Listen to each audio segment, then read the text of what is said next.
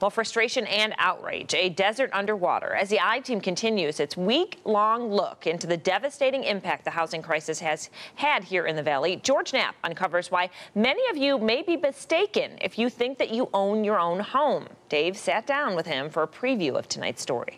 This series has been very interesting. Tonight, you turn your focus onto the banks. It's sort of been a cavalcade of misery, Dave, if you've been watching it all week. The terrible toll that it's exacted on our community, more so than anywhere else, but everyone's been affected. Your home values have gone down 58%. Mine have as well. 63% of the people who live here underwater, and it wasn't an accident. This is systemic. This is systematic. The politicians took money from the banks. They deregulated the banks. They got out of the way. The banks said they were going to streamline this whole process. They privatized it, took it out of the hands of county recorders, and started cranking out this mountain of fake documents. Robo-signers, mystery signers, documents that were filed out of order. The result is that millions of people out there, including many tens of thousands of people in our community, people listening to this right now, think they own their homes. They don't. If you bought a house out of foreclosure, even if you bought it from a flipper who got it out of foreclosure, there's a pretty good chance that there is a problem in the chain of the title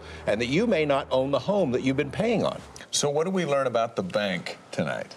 Well, the banks have put this into the hands of these service providers, these third-party people who will handle all the paperwork. And they have done this blizzard of fake paperwork, signing documents that they have no right to sign, using fake names, fake titles. And the result is that every day in this community, people wake up and they realize, I don't own my home. I've been paying on this thing for years. I've been paying it to a mortgage company that does not itself own my home.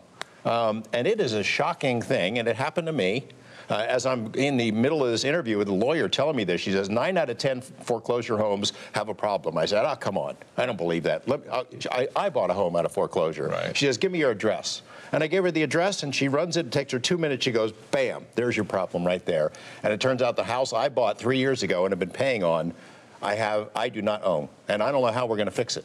Who's going to be able to sleep after they see your story tonight? Well, I hope people will watch it, and I hope people really get angry about it, because that's what's going to take, is for everybody to get involved in this and get really ticked off. Okay.